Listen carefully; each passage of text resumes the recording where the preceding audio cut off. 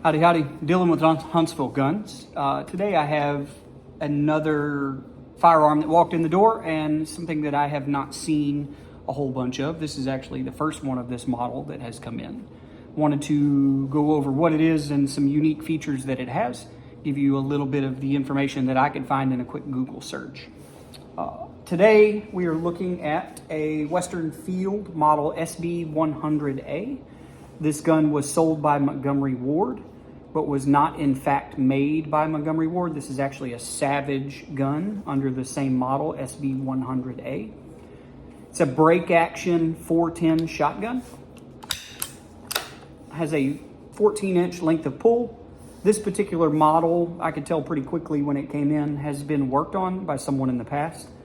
It has a few things that I would consider questionable, and I will cover those with you. But first I want to talk about the action. Most break action shotguns we're familiar with have a lever here that is manipulated to break the action open. This has a release lever, so you pull back on the release lever and that's what opens the shotgun. This is your selector lever behind it.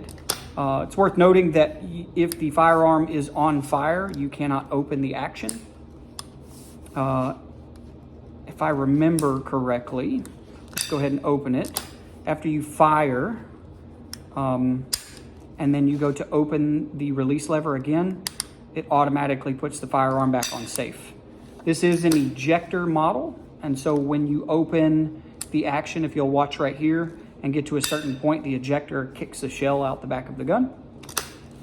Pretty unique design. The release lever is not something I see a bunch of. This gun is a 3-inch chamber with a full choke, and surprisingly, the receiver is non-magnetic. It's a kind of a pot metal type material and appears to have been painted.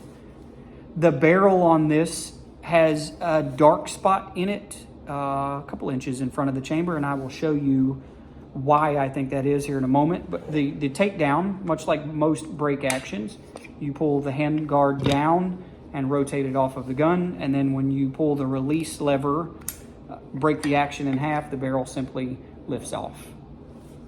So looking at this, I can tell you that the coloration is wrong. It's not actually blued.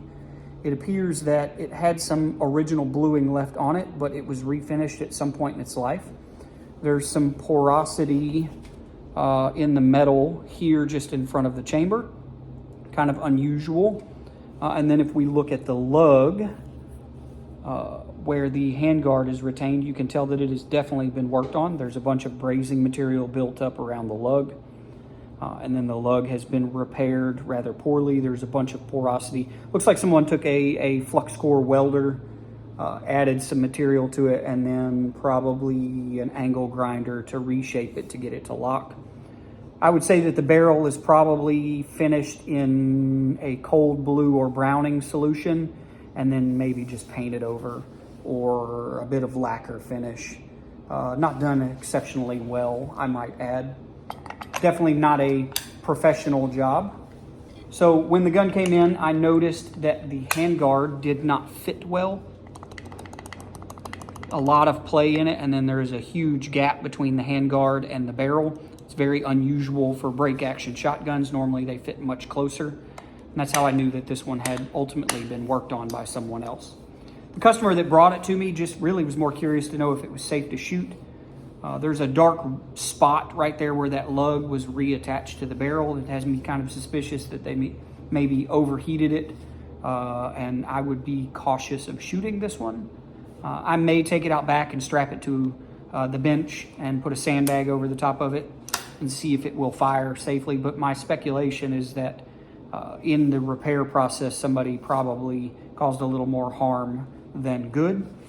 I assume that it still fires. I haven't looked at firing pin protrusion or to see if it has enough force to strike a primer adequately enough to ignite a shot shell, but I can do that while it's here. Just a unique gun, not something I see every day. Figured you would enjoy. If you like this type of video, consider subscribing. I'm trying to push out more content these days in an effort to grow the audience, but also cover more subject matter. I am a gunsmith by trade, a federal firearms licensee, and we cover everything from new product reviews and a quick look at guns that come in for transfer. We cover some of the machining aspects, some of the business side of gunsmithing and what that looks like to do as a living or as a profession. Like I said, if you enjoy it, let me know down below. Drop a comment if you've ever seen one of these. Incredibly curious to know how many of these are in circulation.